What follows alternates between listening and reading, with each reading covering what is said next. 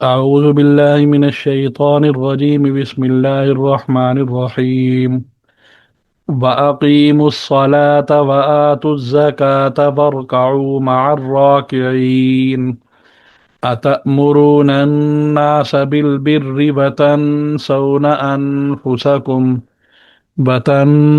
أنفسكم وأنتم تتلون الكتاب أفلا تعقلون واستعينوا بالصبر والصلاة وإنها لكبيرة إلا على الخاشعين الذين يظنون أنهم ملاقو ربهم وأنهم إليه راجعون۔ واو اور اقیمو قائم کرو، الصلاۃ نماز کو، وآتو واو اور آتو میں نہ ادا کرو، الزکوٰۃ زکوٰۃ، نماز قائم کیا کرو، قائم رکھو، اور زکوٰۃ ادا کیا کرو، ورکعو اور رکوع کرو، مع میں نہ ساتھ، الراکعین الراکع کی جمع ہے رکوع کرنے والا، اور رکوع کرو رکوع کرنے والوں کے ساتھ۔ اتأمرون الناس بالبر، حمزہ یہاں سوالیہ ہے، کیا کے معنی میں، تأمرو امر سے ہے، یعنی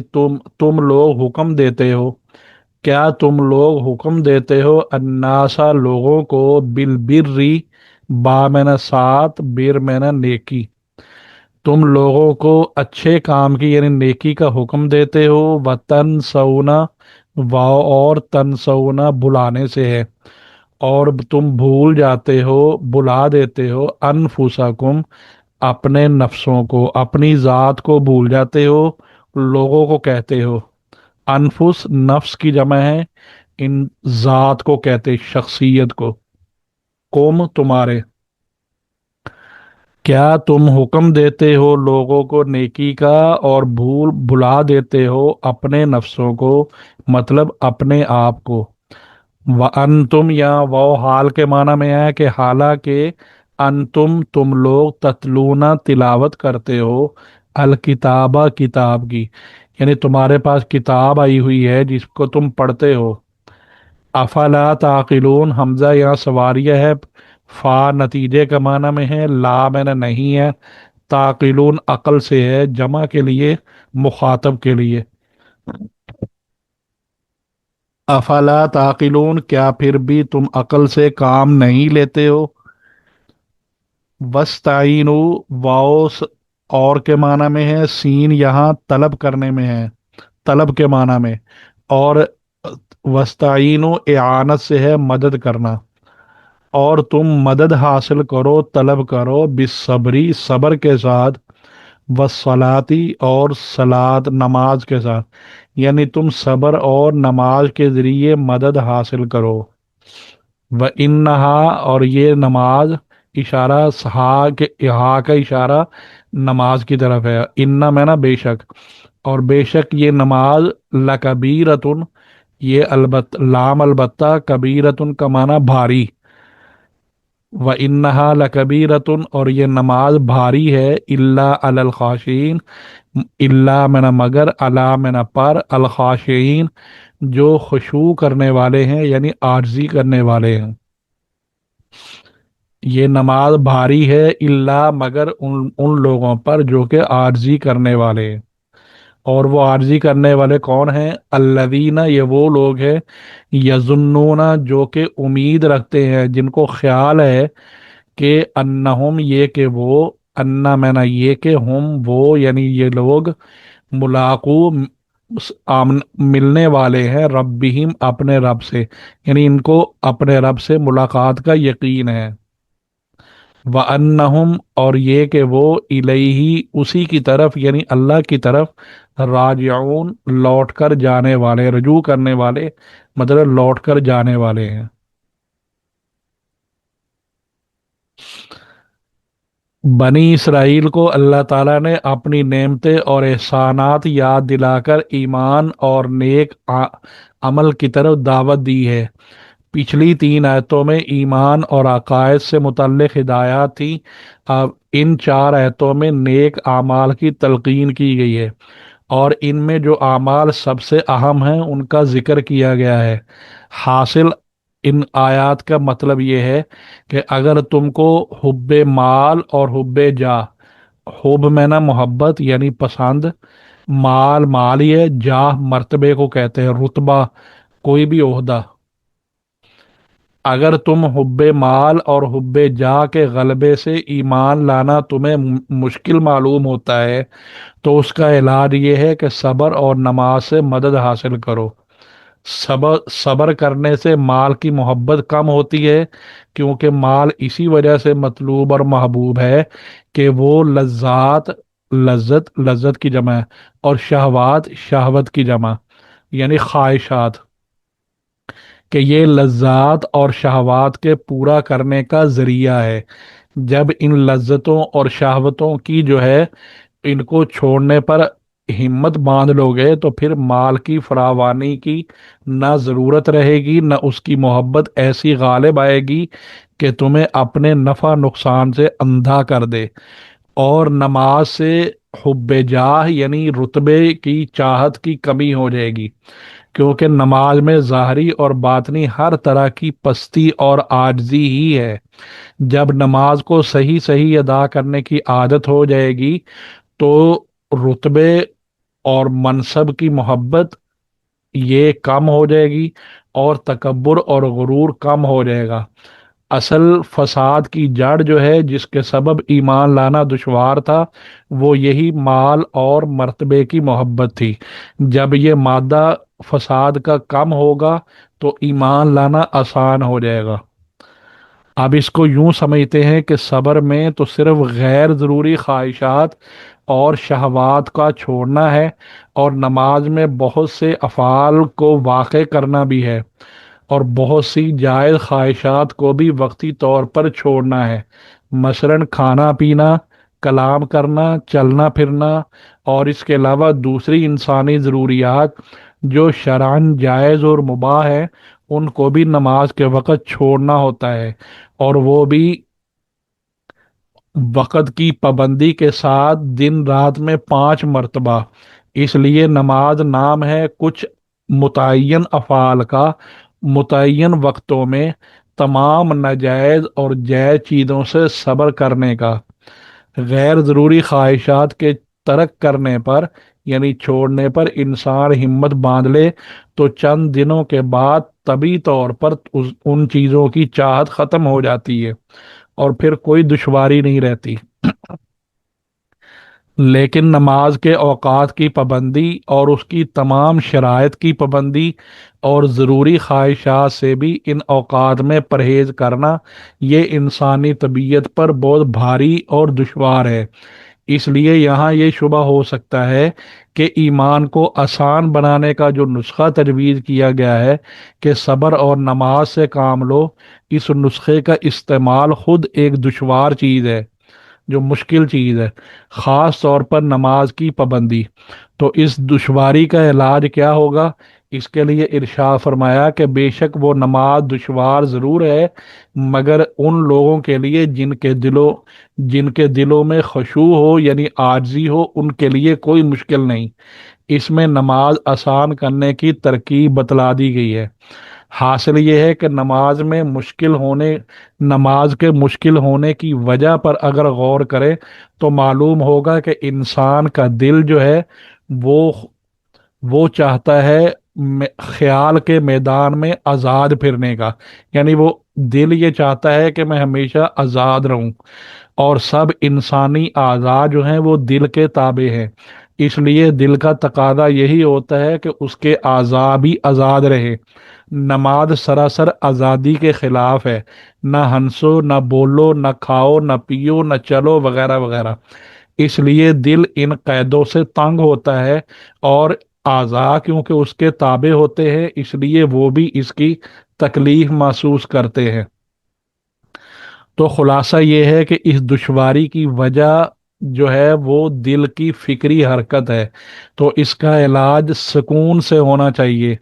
سکون مطلب ٹھہراؤ کرنا۔ اس لیے خشوع یعنی عاجزی اختیار کرنے کو نماز کے آسان ہونے کا ذریعہ بتایا گیا، کیونکہ خشوع کے معنی ہوتے ہیں دل کا سکون۔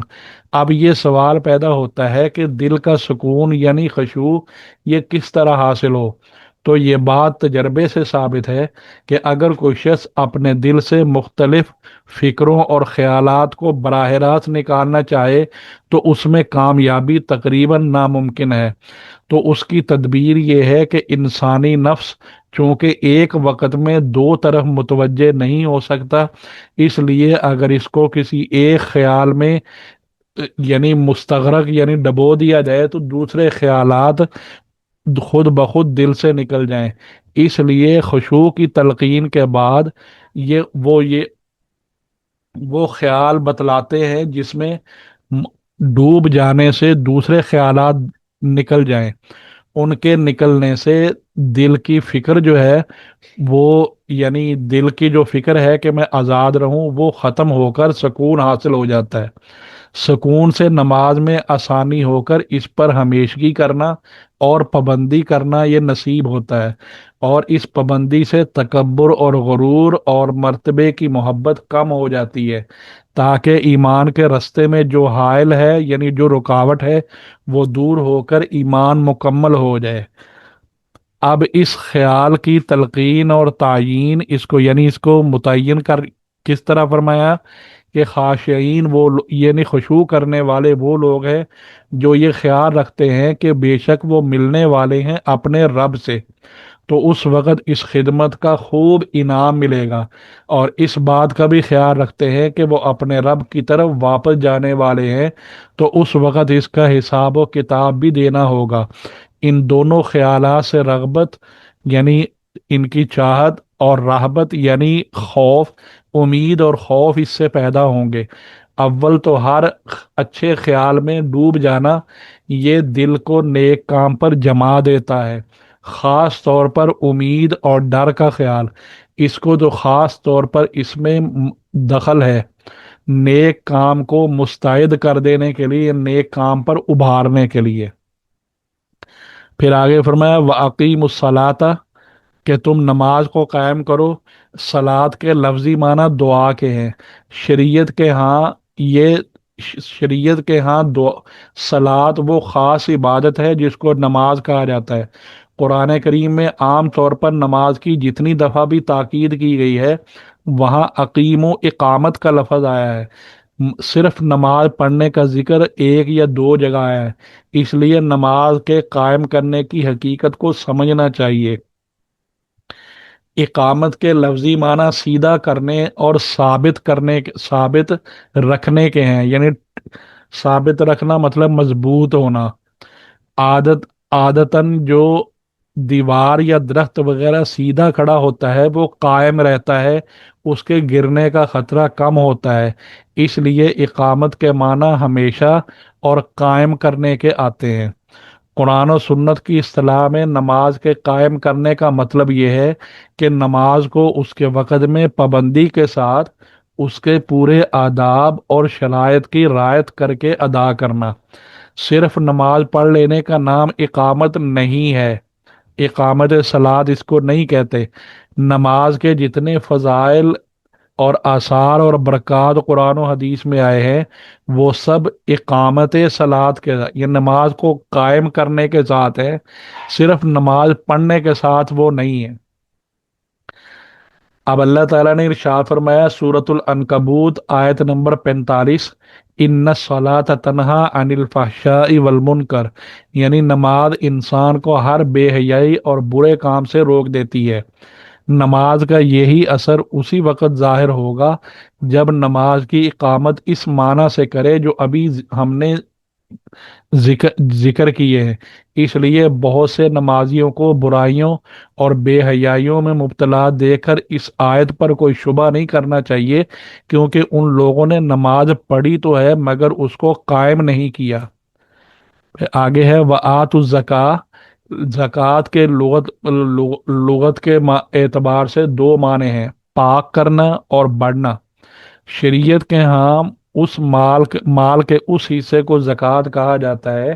جو شریعت کے احکام کے مطابق کسی مال سے نکالا جاتا ہے اور اس شریعت کے مطابق صرف کیا جاتا ہے، یعنی خرچ کیا جاتا ہے۔ اگرچہ یہاں خطاب موجودہ بنی اسرائیل کو ہے، جس سے یہ ثابت نہیں ہوتا کہ نماز اور زکوٰۃ اسلام سے پہلے بنی اسرائیل پر فرض تھی، لیکن سورہ مائدہ میں اللہ تعالیٰ نے اس آیت نمبر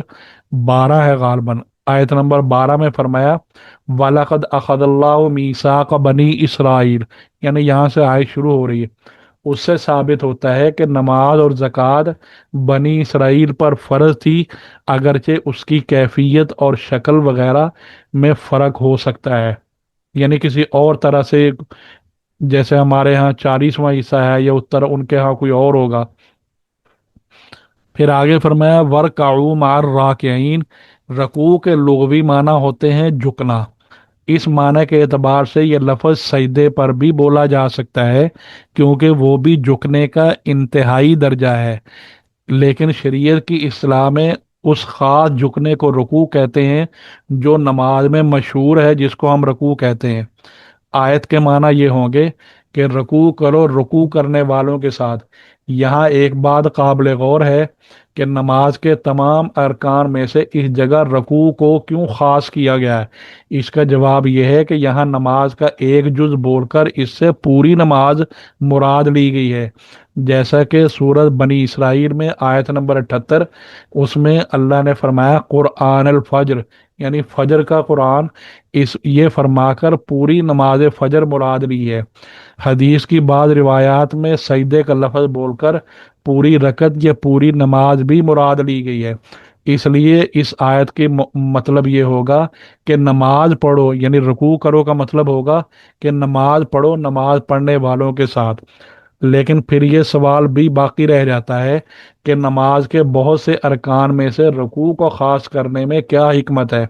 اس کا جواب یہ ہے کہ یہودیوں کی نماز میں سجدہ وغیرہ تو تھا، لیکن رکوع نہیں تھا۔ رکوع صرف ہمارے اسلامی نماز کی خصوصیات میں سے ہے،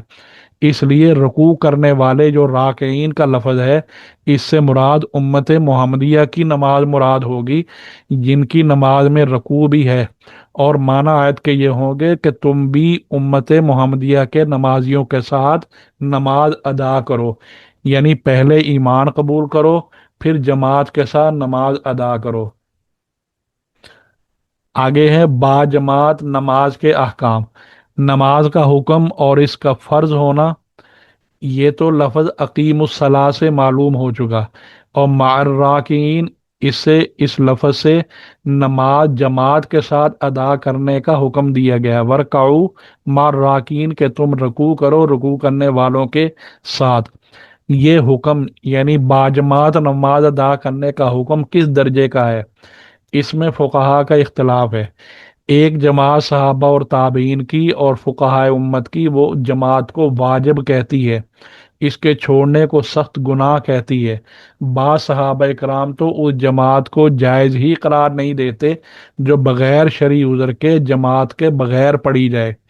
یہ آیت ظاہری الفاظ کے اعتبار سے ان حضرات کی دلیل ہے جو جماعت کو واجب کہتے ہیں۔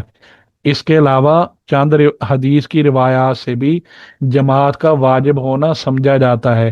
ایک حدیث میں ہے، ابو داود کی ایک حدیث ہے،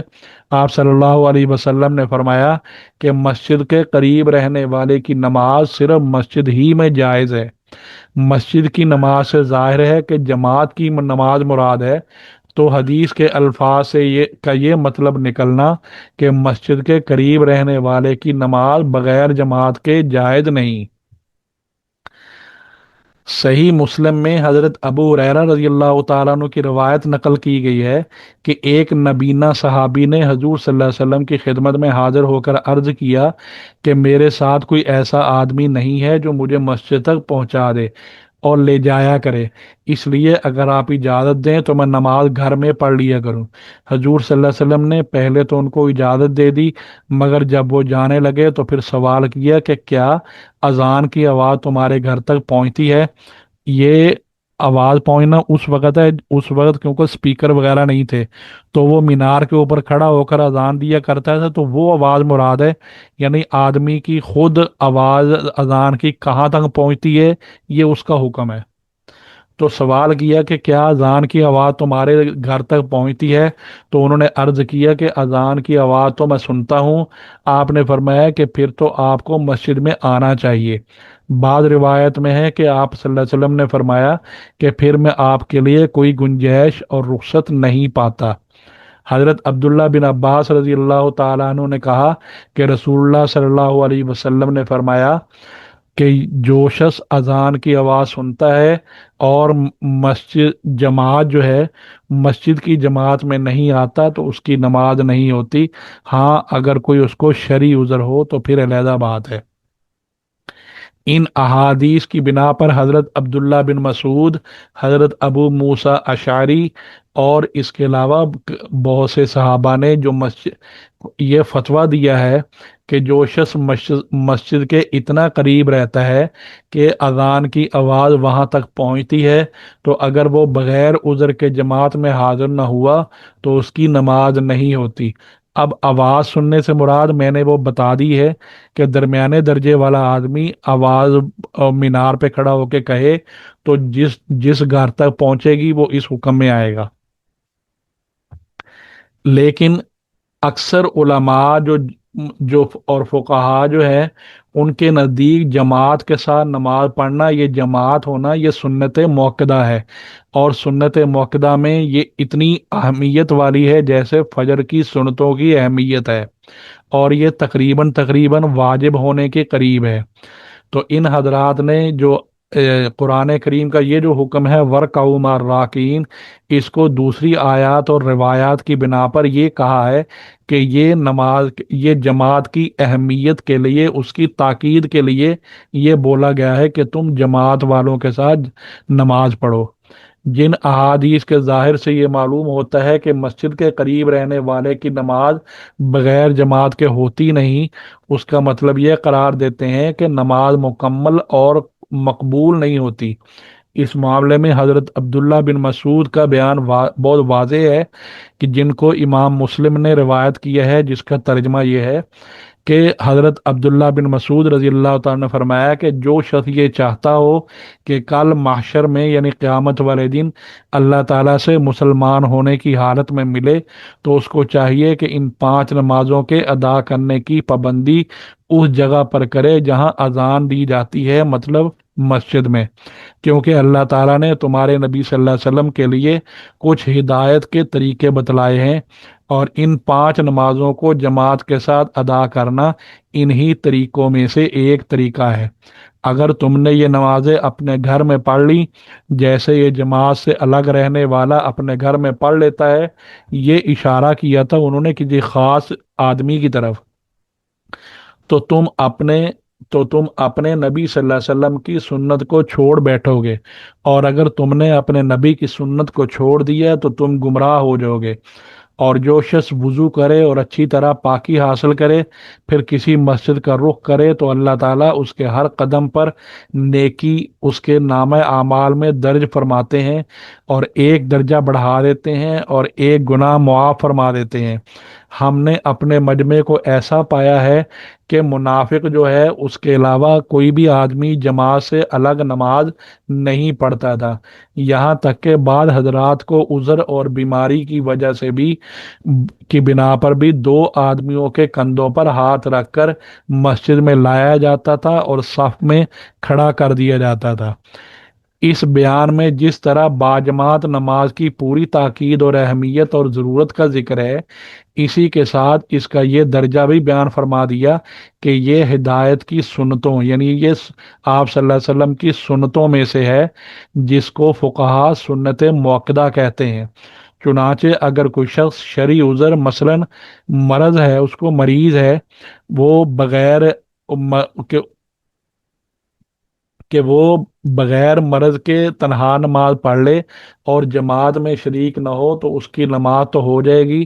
مگر سنت موقدہ کے چھوڑنے کی وجہ سے وہ سزا کا مستحق ہوگا، اور اگر جماعت چھوڑنے کی عادت بنا دے تو سخت گناہ گار ہے، خصوصاً اگر ایسی صورت ہو جائے کہ مسجد ویران رہے اور لوگ گھروں میں نمازیں پڑھنے شروع کر دیں تو یہ شرعاً سزا کے سارے مستحق ہوں گے۔ قاضی ایاز رحمہ اللہ نے فرمایا کہ ایسے لوگ اگر سمجھانے سے باز نہ آئیں تو ان کے خلاف جہاد کیا جائے۔ تأمرون الناس بالبر وتنسون انفسکم وانتم تتلون الکتاب، کہ کیا تم حکم دیتے ہو لوگوں کو نیکی کا اور تم اپنے آپ کو بھول جاتے ہو حالانکہ تمہارے پاس کتاب ہے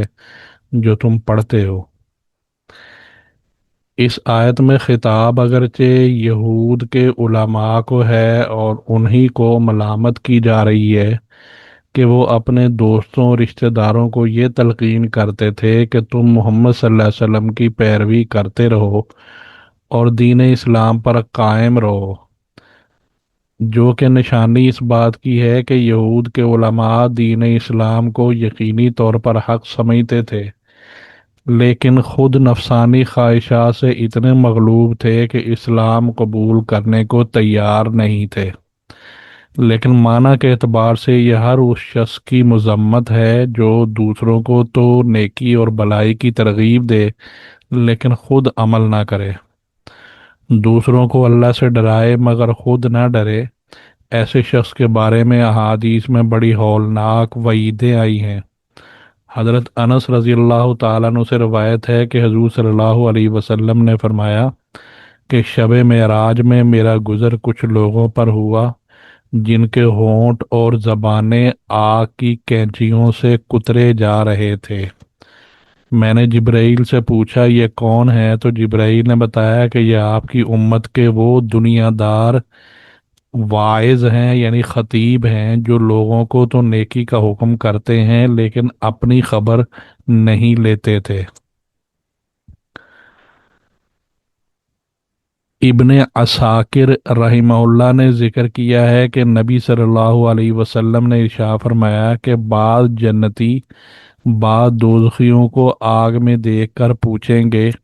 کہ تم آگ میں کیوں پہنچے ہو، حالانکہ ہم تو اللہ کی قسم انہی نیک اعمال کی بدولت جنت میں داخل ہوئے ہیں جو ہم نے تم سے سیکھے تھے۔ تو دوزخ والے کہیں گے کہ ہم زبان سے تو کہتے تھے لیکن خود عمل نہیں کرتے تھے۔ لیکن اس بیان سے یہ نہ سمجھ لیا جائے کہ اگر کوئی عمل نہیں کرتا یا فاسق ہے تو اس کا دوسروں کو واعظ و نصیحت کرنا جائز نہیں ہے۔ جو شخص کسی گناہ میں مبتلا ہو وہ دوسروں کو اس گناہ سے باز رہنے کی تلقین نہ کرے، کیونکہ کوئی اچھا عمل کرنا ایک الگ نیکی ہے اور اچھے عمل کی تبلیغ کرنا ایک علیحدہ نیکی ہے۔ ظاہر ہے کہ ایک نیکی کو چھوڑنے سے یہ لازم نہیں آتا کہ دوسری نیکی بھی چھوڑ دی جائے۔ جیسے ایک شخص اگر نماز نہیں پڑھتا تو اس کے لیے یہ لازم نہیں ہے کہ وہ روزہ بھی چھوڑ دے، بالکل اسی طرح اگر کوئی شخص نماز نہیں پڑھتا تو اس کے لیے یہ ضروری نہیں ہے کہ وہ دوسروں کو نماز پڑھنے کے لیے بھی نہ کہے۔ اسی طرح کسی ناجائز فعل کا ارتکاب کرنا الگ گناہ ہے اور اپنے زیر اثر لوگوں کو اس ناجائز فعل سے نہ روکنا یہ الگ گناہ ہے۔ ایک گناہ کرنے سے یہ لازم نہیں آتا کہ دوسرا گناہ بھی ضرور کیا جائے۔ چنانچہ امام مالک رحمہ اللہ نے حضرت سعید بن جبیر رضی اللہ تعالیٰ عنہ کا یہ قول نقل کیا ہے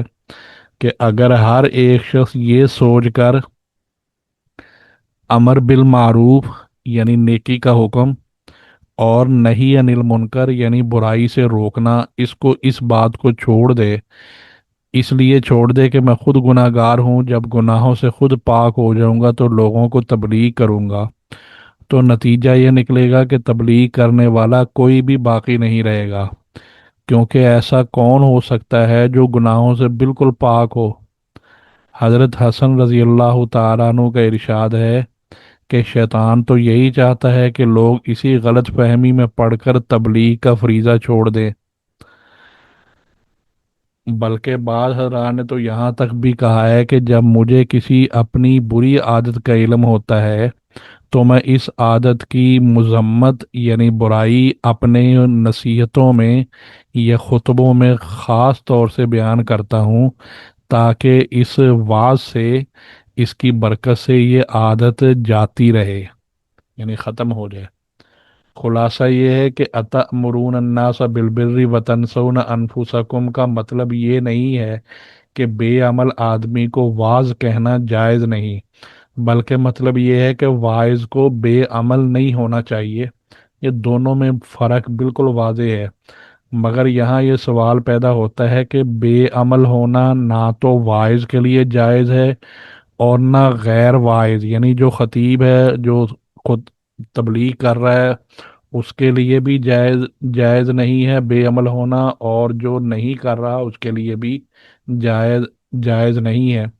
تو پھر یہ تبلیغ کرنے والے کے لیے کو یہاں خاص کیوں کیا گیا ہے؟ تو جواب یہ ہے کہ ناجائز تو دونوں کے لیے ہے، مگر جو تبلیغ کرنے والا ہے اس کا جرم غیر تبلیغ کرنے والے کے جرم کے مقابلے میں زیادہ سنگین ہے اور زیادہ قابل ملامت ہے، کیونکہ واز کرنے والا جو ہے وہ جرم کو جرم سمجھتے ہوئے جان بوجھ کر کرتا ہے، اس کے پاس یہ عذر نہیں ہوتا کہ مجھے اس کا جرم ہونا یعنی اس کا غلط ہونا معلوم نہیں تھا، بخلاف اس کے جو کہ جس کو معلوم نہیں ہے، وہ غیر واعظ ہے اور ان پڑھ جاہل ہے، کہ اس کو اگرچہ علم حاصل نہ کرنے کا تو گناہ ہوگا، لیکن گناہ کے ارتکاب کرنے میں اس کے پاس کسی درجے میں ایک عذر موجود ہوتا ہے کہ مجھے علم نہیں تھا۔ اس کے علاوہ عالم اور واعظ اگر کوئی جرم کرتا ہے تو یہ دین کے ساتھ ایک کھلم کھلا مذاق ہے۔ چنانچہ حضرت انس رضی اللہ تعالیٰ عنہ سے روایت ہے کہ رسول اللہ صلی اللہ علیہ وسلم نے ارشاد فرمایا کہ اللہ تعالیٰ قیامت کے دن جتنا ان پڑھ لوگوں کو معاف کرے گا اتنا علماء کو معاف نہیں کرے گا۔ اب آتے ہیں کہ دو نفسیاتی بیماریاں اور ان کا علاج، جو بیماریاں ہم نے کل بھی ذکر کی تھی، ایک ان میں ہے مال کی محبت اور دوسرا ہے مرتبے کی محبت، رتبہ، کرسی، بڑا ہونا، بڑے ہونے کی محبت کہ میں ذرا صاحب بن جاؤں۔ یہ دونوں دل کی ایسی بیماریاں ہیں جن کے باعث انسان کی دنیاوی زندگی اور آخرت کی زندگی اجیرن ہو جاتی ہے، یعنی مشکل ہو جاتی ہے۔ غور کیا جائے تو معلوم ہوگا کہ انسانی تاریخ میں اب تک جتنی انسانیت سوز لڑائیاں لڑی گئی ہیں اور جو بھی فساد برپا ہوئے ہیں، ان میں سے اکثر اور بیشتر انہی دو بیماریوں نے ان لڑائیوں کو جنم دیا تھا۔ مال کی محبت کے نتیجے یہ نکلتے ہیں، مثلا نمبر ایک، کنجوسی اور بخل پیدا ہوتا ہے، جس کا ایک قومی نقصان یہ ہوتا ہے کہ اس کی دولت کا قوم کو کوئی فائدہ نہیں پہنچتا۔ دوسرا نقصان خود اس کی ذات کو پہنچتا ہے کہ معاشرے میں کوئی شخص ایسے آدمی کو اچھی نظر سے نہیں دیکھتا۔ دوسرا جو ہے وہ نتیجہ یہ نکلتا ہے کہ اس سے خود غرضی پیدا ہوتی ہے، جو مال کی ہوس کو پورا کرنے کے لیے اسے چیزوں کے اندر ملاوٹ، ناپ تول میں کمی، رشوت، مکر و فریب، دغا بازی یعنی دھوکے، اس کے نئے نئے ہیلے اس کو یا نئے نئے طریقے سجائی دیتے ہیں۔ وہ اپنی تجوری یا غلہ اپنی تجوری پہلے سے زیادہ بھرنے کے لیے دوسروں کا خون نچوڑ لینا چاہتا ہے، بالآخر سرمایہ دار اور مزدور کے جھگڑے اس سے جنم لیتے ہیں۔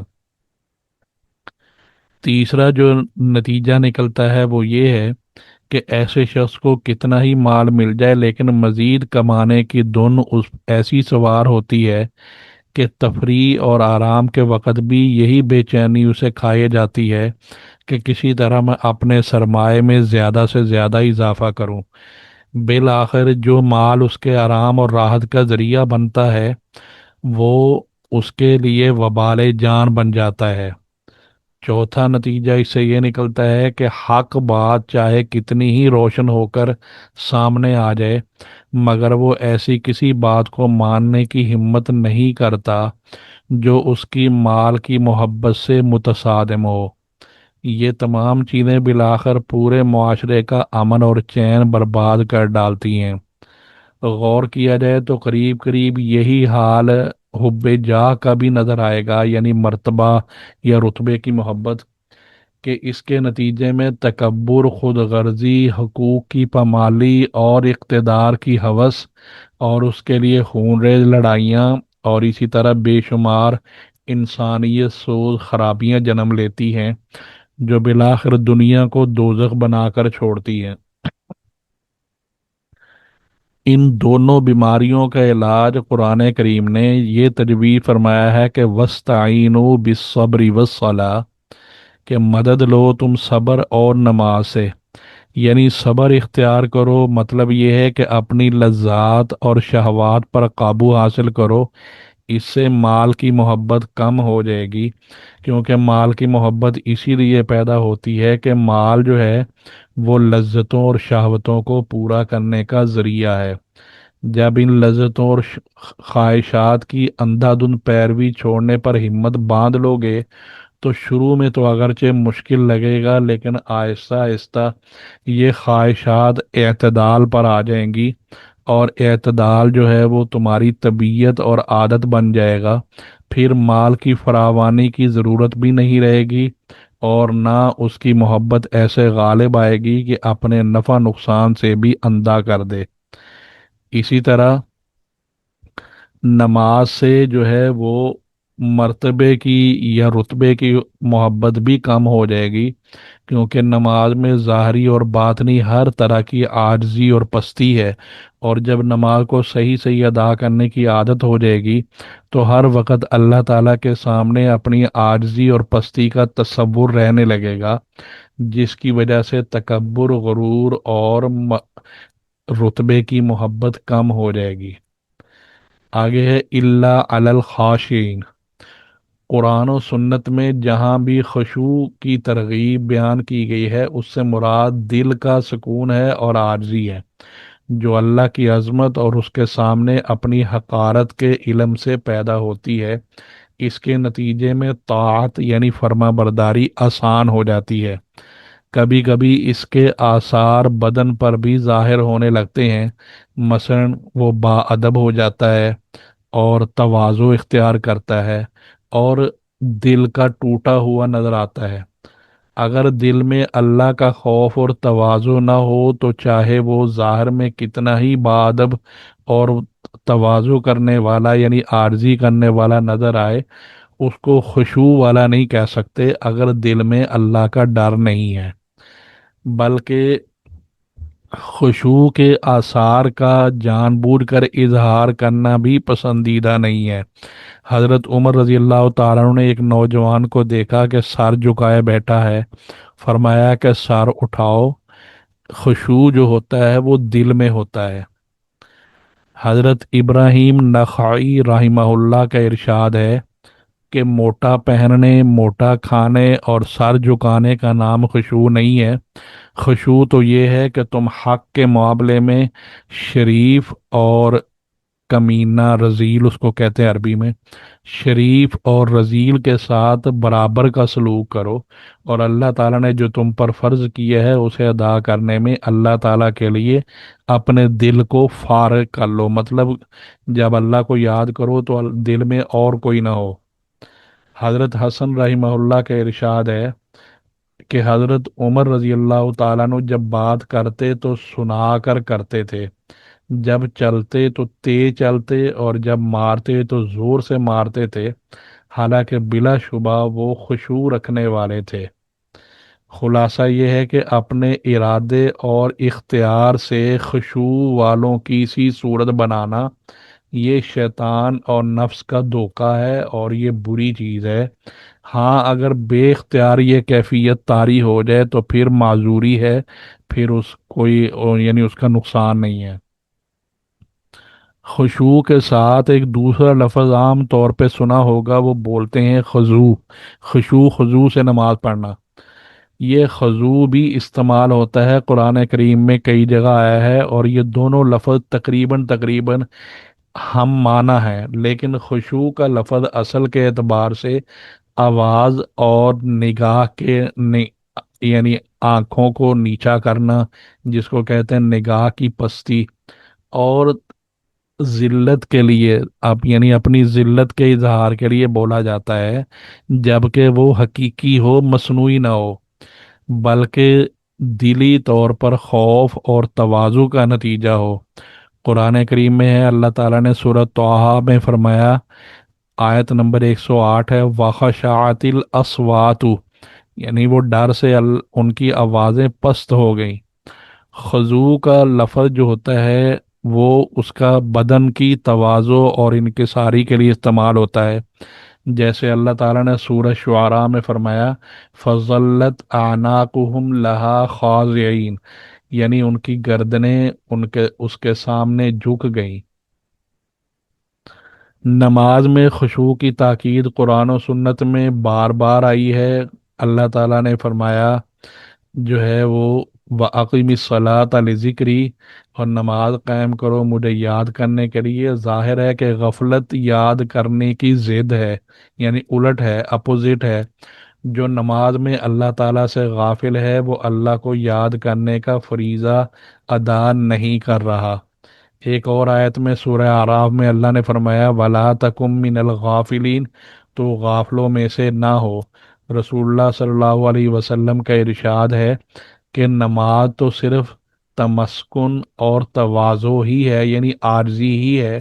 جس کا ظاہری مطلب یہ ہے کہ جب تمسکن اور تواضع یعنی عارضی دل میں نہ ہو تو وہ نماز نہیں ہے۔ ایک اور حدیث میں آتا ہے کہ جس کی نماز اسے بے حیائی اور برائیوں سے نہ روک سکے وہ اللہ سے دور ہی ہوتا جاتا ہے، اور غافل کی نماز بے حیائی سے اور برائیوں سے نہیں روکتی۔ معلوم ہوا کہ غفلت کے ساتھ نماز پڑھنے والا اللہ سے دور ہی ہوتا جاتا ہے۔ امام غزالی رحمہ اللہ نے ان آیات اور روایات اور دوسرے دلائل کو پیش کرنے کے بعد فرمایا کہ اس کا تقاضا یہ ہے کہ خشوع جو ہے وہ نماز کے لیے شرط ہو۔ نماز کا صحیح ہونا اس پر، نماز کا صحیح ہونا خشوع پر جو موقوف ہو، یعنی اس کا دار و مدار اس پر ہو۔ پھر فرمایا کہ حضرت سفیان ثوری رحمہ اللہ، حضرت حسن بصری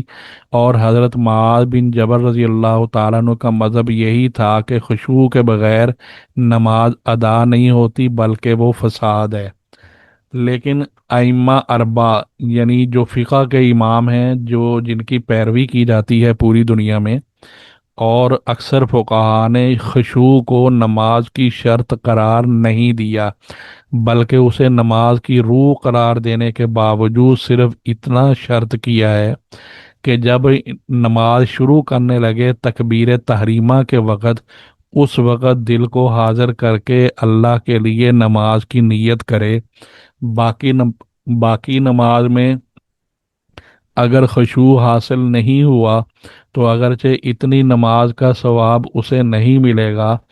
جتنے حصے میں خشوع نہیں رہا، لیکن فقہ کے اعتبار سے وہ نماز کو چھوڑنے والا نہیں کہلائے گا، نہ اس پر کوئی سزا وغیرہ کے وہ احکام لگیں گے جو نماز کو چھوڑنے والے پر لگتے ہیں۔ امام غزالی رحمہ اللہ نے اس کی یہ وجہ بیان فرمائی ہے کہ فقہا یعنی فقہ کے جو امام ہیں یہ باطنی احوال یا دل کی کیفیت پر حکم نہیں لگاتے، یعنی ان کا اس سے کوئی تعلق نہیں ہوتا، بلکہ وہ صرف ظاہری اعضاء کے اعمال پر ظاہری احکام بیان کرتے ہیں کہ یہ بات فلاں عمل کا ثواب آخرت میں ملے گا یا نہیں، یہ فقہ کا ٹاپک نہیں ہوتا، مطلب ان کے جو ہے اس سے باہر ہوتا ہے۔ تو چونکہ دل کی کیفیات پر حکم لگانا ان کی بحث سے خارج ہے، اور خشوع کا تعلق دل کی کیفیت سے ہے، اس لیے انہوں نے خشوع کو پوری نماز میں شرط قرار نہیں دیا، بلکہ خشوع کے تھوڑے سے مرتبے کو بھی شرط کہا ہے۔ وہ یہ ہے کہ کم از کم تکبیر تحریمہ کے وقت صرف اللہ کی عبادت اور تعظیم کی نیت کر لے۔ خشوع کو پوری نماز میں شرط قرار نہ دینے کی دوسری وجہ یہ ہے کہ قرآن کریم کی دوسری آیات میں جہاں شرعی احکام کا واضح اصول بتلایا گیا ہے کہ انسانوں پر کوئی ایسی چیز فرض نہیں کی جاتی جو ان کی طاقت اور امکان سے باہر ہو، پوری نماز میں خشوع برقرار رکھنے کے سے سوائے چند خاص افراد کے اکثر لوگ عاجز ہوتے ہیں۔ اس لیے ایسی تکلیف دینا جو انسان کے بس میں نہیں ہو تو اللہ تعالیٰ اس کا حکم نہیں دیتے۔ اس لیے پوری نماز کے بجائے صرف نماز کے سٹارٹ میں، شروع میں تکبیر تحریمہ کے وقت خشوع کو شرط قرار دیا گیا ہے۔ آخر میں امام غزالی رحمہ اللہ ارشاد فرماتے ہیں کہ خشوع کی اس غیر معمولی اہمیت کے باوجود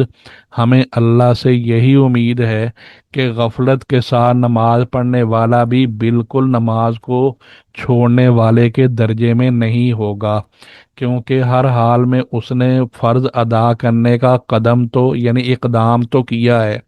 اور تھوڑی سی دیر کے لیے دل کو اللہ کے لیے فارغ بھی کیا ہے کہ کم از کم نیت کے وقت تو صرف اللہ ہی کا دھیان تھا۔ ایسی نماز کا کم سے کم فائدہ یہ ضرور ہے کہ اس کا نام نافرمانوں اور بے نمازوں کی فہرست سے نکل جائے گا، مگر دوسری حیثیت سے یہ ڈر بھی ہے کہ کہیں غافل کی حالت جو ہے وہ نماز چھوڑنے والے سے زیادہ بری نہ ہو، کیونکہ جو غلام آقا کی خدمت میں حاضر ہو کر آقا سے بے توجہی برتتا ہے اور تحقیر آمیز لہجے میں بات کرتا ہے، اس کی حالت اس غلام سے زیادہ بری ہوتی ہے جو خدمت میں حاضر ہی نہیں ہوتا۔ تو خلاصہ کلام یہ ہے کہ معاملہ خوف اور امید کا ہے، عذاب کا خوف بھی ہے، بخشش کی امید بھی ہے۔ اس لیے غفلت اور سستی کو چھوڑنے کے لیے اپنی کوشش کی حد تک یہ جو ہے دل کو اللہ کے لیے حاضر رکھنا چاہیے، یعنی خشوع کو حاضر رکھنا چاہیے۔